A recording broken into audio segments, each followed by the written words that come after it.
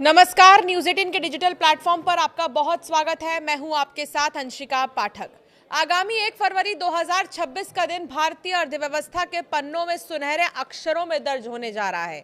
रविवार को जब वित्त मंत्री निर्मला सीतारमण संसद भवन में अपना ही बही खाता खोलेंगी तो सिर्फ देश ही नहीं बल्कि पूरी दुनिया की निगाहें उन पर टिकी होंगी। ये बजट इसीलिए भी बहुत नाजुक मोड़ पर आ रहा है क्योंकि अमेरिका ने हाल ही में भारतीय शिपमेंट्स पर 50% का भारी भरकम टैरिफ लगा दिया। वैश्विक दबाव और घरेलू उम्मीदों के बीच संतुलन बनाना सरकार के लिए किसी अग्नि परीक्षा से कम नहीं होगा। टीवी पर बजट भाषण सुनते समय कई बार आम आदमी को भारी भरकम आर्थिक शब्दावली उलझा देती है। बजट को गहराई से समझने के लिए इसकी डिक्शनरी को आज समझना बहुत ज्यादा जरूरी है। बजट भाषण में मुद्रास्फीति और जीडीपी जैसे शब्द बार बार गूंजते हैं। आम आदमी के लिए मुद्रास्फीति को सीधा मतलब महंगाई समझना जरूरी है। मुद्रास्फीति की बात अगर कहीं हो रही है तो इसका सीधा कनेक्शन महंगाई से है, इतना आप समझ जाइए। जब आपकी जेब में रखे नोट की कीमत कम हो जाए और बाजार में सामान के दाम बढ़ जाए तो समझिए मुद्रास्फीति बढ़ गई है। आसान शब्दों में, अगर आप आज उतने ही पैसों में कल के मुकाबले कम सामान खरीद पा रहे हैं तो ये महंगाई की मार है। तो वहीं जीडीपी यानी कि सकल घरेलू उत्पाद देश की आर्थिक सेहत का रिपोर्ट कार्ड होता है। देश की सीमाओं के भीतर एक साल में जितने भी सामान बने और सेवाएं दी गई उनकी कुल मार्केट वैल्यू ही जीडीपी है।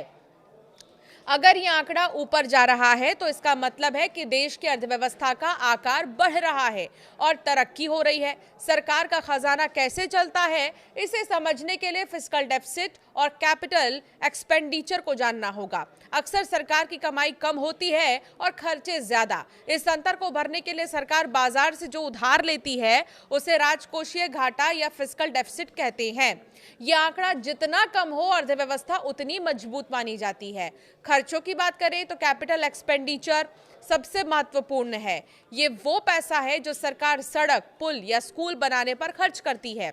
इसे अच्छा खर्चा माना जाता है क्योंकि इससे भविष्य में देश की संपत्ति बनती है। दूसरी ओर रेवेन्यू एक्सपेंडिचर सरकार का रोजमर्रा का खर्च है, जैसे कर्मचारियों की सैलरी, पेंशन। इससे कोई नई संपत्ति खड़ी नहीं होती, बस सरकारी तंत्र चलता रहता है। डायरेक्ट और इनडायरेक्ट टैक्स को भी जान लीजिए। बजट का सबसे चर्चित हिस्सा टैक्स होता है। डायरेक्ट टैक्स वो है जो आप सीधे सरकार को देते हैं, जैसे आपका इनकम टैक्स। इसका बोझ आप किसी और पर नहीं डाल सकते हैं।